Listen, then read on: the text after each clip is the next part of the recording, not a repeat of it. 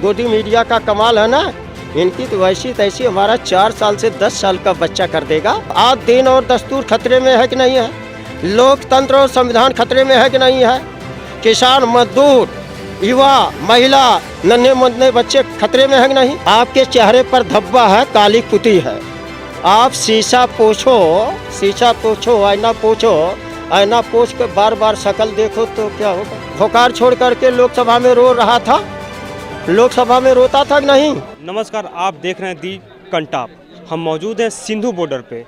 आपने एक कहावत सुनी होगी, एक शेर सुना होगा कि छीन लूँगा एक दिन मैं ये रोटी भी, दीन के घमासान में मैं निकला हूँ फाका लिए। तो आज ये जो हुकूमत जो है ये किसानों से, गरीबों से रोटी छीन रही है। उनके लिए ये अपनी रोटी बचाने के लिए, अपना रोज़गार बचाने के लिए, अपना हक बचाने के लिए आज यहाँ पे लगभग 43 दिनों से 44 दिनों से बैठे हुए किसान हैं। आज हमारे साथ मौजूद राष्ट्रीय किसान मोर्चा के आप सदर हैं, नेता हैं, नेशनल प्रेसिडेंट हैं। आज आपसे हम बात करेंगे आखिर यहाँ पे आने का वजह, आप पहले तो आप थोड़ा सा बताइए आने का वजह क्या रहा, कि आप क्या ज़रूरत पड़ी यहाँ पर? आने का वजह है हमारे किसानों की भूमि जा रही है, हमारे किसानों का फसलों का जो कीमत मिलना चाहिए नहीं मिल रहा है, जो मिलता था आधी अधूरी वो भी छीनी जा रही है। हमारी भूमि बचाने का, नस्ल ये फसल बचाने का, नस्ल बचाने के लिए हम आए हैं। लेकिन सरकार बार बार जोर दे रही है कि हम ना किसी का हक छीन रहे हैं, ना किसी का भूमि छीन रहे हैं, फिर भी ये आंदोलन हो रहा है। ये लोग तो जुमलेबाजी में माहिर हैं, जुमलेबाजी के सिवा इनके पास है क्या? लेकिन एक उदाहरण एग्जाम्पल दे देता हूँ, नुकसान कैसे हो रहा है, एक ही साल का अंतर दे देता हूँ। पिछले बार धान की जो न्यूनतम समर्थन मूल्य था वो 1835 रुपये था। इस समय का जो वर्तमान की खरीदारी चल रही है वो 1868 रुपये की है। पिछले बार जब 1835 रुपया था तो प्राइवेट सेक्टर के बनिया पूंजीपति खरीदते थे 1500-1600 का, और जो खुशबू धान था, सेंटर धान था, जो तराई में आपके बिहार से सीतामढ़ी, दरभंगा, समस्तीपुर के बाजू से सटा हुआ जो इधर पूरा नेपाल है, उसकी तराई का जो सेंटर खुशबू धान होता है वो 3000 रुपये कुंटल बेचता था, जिसको अडानी अंबानी के बाप खाते हैं, खुशबू सेंटर धान। तो उसका कीमत 3000 था और आज वो बिक रहा है 2000 का। और जो पिछले साल प्राइवेट सेक्टर धान खरीदती थी 1500-1600 का, वो आपके पंजाब हरियाणा में तेज़ी रेट का बिकता है, वो भी 1200 से ऊपर नहीं बिक रहा। मेरे तो उत्तर प्रदेश में, बिहार में, मैं बिहार में 2.5 महीना रहा हूँ। 21 अगस्त से 5 नवंबर तक रहा, तो वहाँ 900 का धान बिका। हमारे उत्तर प्रदेश में 900 का 1000 कुंटल बिक रहा है। तो एक साल में इनका जो सरकारी खरीद एजेंसिया का निर्धारित मूल्य है वो 33 रुपये बढ़ा, और 33 रुपये बढ़ाए और पूंजीपतियों ने कितना घटाया जानते हो? 1000 से 700 रुपये कुंटल, 1000 से 700-800 रुपये कुंटल। तो मुनाफा हो रहा है कि नफा? ये बताइए, मुनाफा हो रहा है घाटा हो रहा है। लेकिन सरकार तो ये बार बार कह रही है ना कि अगर प्राइवेट सेक्टर के भी लोग अगर इसमें शामिल हो जाएंगे, खरीदारी करेंगे, तो किसान को फसल बेचने में भी सहूलियत होगी। आपके चेहरे पर धब्बा है, काली पुती है। आप शीशा पोछो, आईना पोछ के बार बार शक्ल देखो तो क्या होगा? जो मंडियों में दोष था, जो मंडियों में कमियां खामियां थी, जो मंडियों में घटतौली थी, जो भ्रष्टाचार था, घूसखोरी था, धर्मादा के नाम पर लूट था, क्या चेंजिंग हुआ? चेंजिंग हुआ? बिहार तो मंडी से दूर रहा, बाजार से, तो वो तो मजा चखा नहीं। तो ये मंडी में दोष दूर नहीं हुआ तो एक राष्ट्र एक कृषि बाजार से फायदा क्या होगा? किसानों के पास ट्रांसपोर्ट की व्यवस्था है क्या? 94% जमीन इन जल्लादों के पास है, इन जालिमों के पास है। भारत की भूमि 94%, 6% जमीन मात्र हमारे कमेरा वर्ग के लोग जो 85% के लोग हैं, SC ST OBC माइनॉरिटी कहा जाता है। माइनॉरिटी में 6वां नंबर आपका आता है।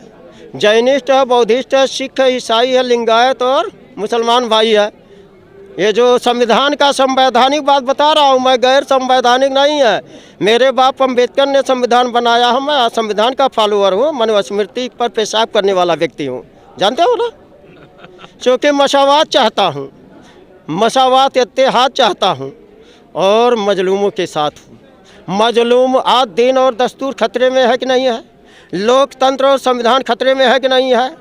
किसान, मजदूर, युवा, महिला, नन्हे मुन्ने बच्चे खतरे में है कि नहीं?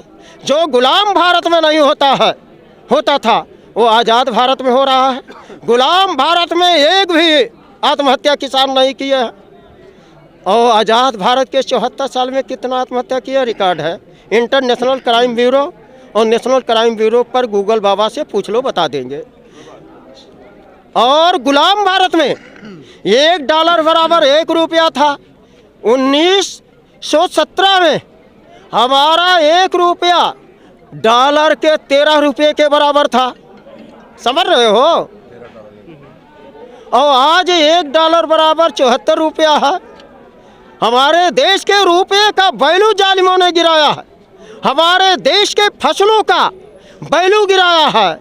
ऐसे जालिमों को चारों पिलरों का पर कब्जेदारी छोड़ दे। अगर अमन चमन से रहना चाहते हैं, गौतम बुद्ध का मैं अनुयायी हूँ, वीर शिवाजी महाराज का अनुयायी हूँ, उनके घराने का हूँ, ये फुले जी का हूँ, कयूम अंसारी का हूँ, छत्रपति साहू जी अम्बेडकर का अनुयायी हूँ। ये अगर रहना चाहते हैं तो 3.5% हिस्सेदारी लेकर रहे, नहीं तो 7 समुद्र में जा, समुद्र में खारा पानी होता है, जहाँ उनका DNA रिपोर्ट के लिए हड्डियाँ नहीं मिलेंगी, वहाँ डाल दूंगा।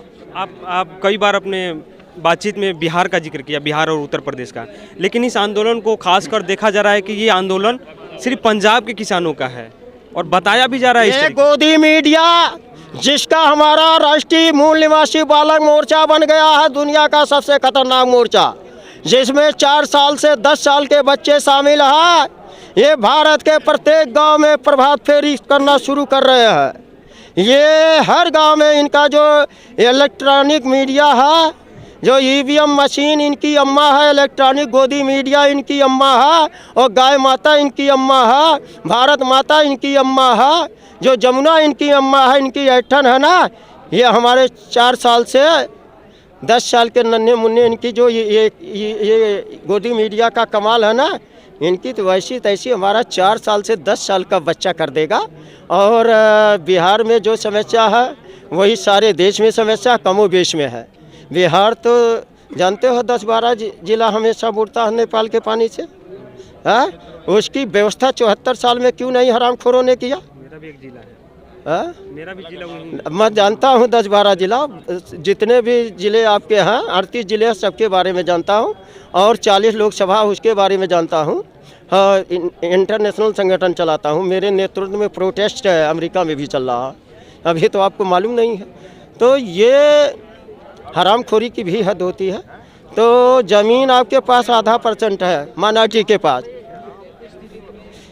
ये 1% माइनॉरिटी के पास मान लीजिए 1%, और 1% आदिवासी और अनुसूचित जाति के पास है, शेड्यूल ट्राइब, शेड्यूल कास्ट के पास 4% OBC के पास है। और OBC में जो बड़ व्यवस्था में शूद्र है, जाट है, गुजर है, पटेल पाटीदार है, जो अपना मांग रहा हक जिसे कुचल दिया गया, चाहे कांग्रेस के कार्यकाल में कुचला गया हो, चाहे BJP के, वो लोग भी हमारे OBC में हैं। बड़ व्यवस्था में जो शूद्र है आज के OBC है, ये 4% में है। सारी ज़मीन तो अडानी अंबानी के फूफा के पास है, ये गांधी के फूफा के पास है। ये जानते हो फूफा, यानी जो महाराजा है, महाराजा के बाद राजा, राजा के बाद इनके अडानी अंबानी है, इनके पास है। तो इनकी जो खेल है ना, इनकी सारी बदमाशी मैं छुड़ा दूंगा। लेकिन एक न्यूनतम आप उत्तर प्रदेश से आते हैं, योगी जी का तो पहले छुड़ाइए, वो तो डंडा भिजा के अभी आप समझ रहे हो, वो भोकाल छोड़ करके लोकसभा में रो रहा था, लोकसभा में रोता था कि नहीं। अभी उसकी अम्मा जो ईवीएम हमने बता दिया कि वो पब्लिक वोट देती है, किसी को वोट चला जाता है किसी को, इसलिए उसका आकलन है, ऐठन है। अगर इसमें ऐड कर लिया जाए, ईवीएम मशीन भी हम हटाएंगे, अभी तुरंत ऐठन इनका ढीला होने लगेगा।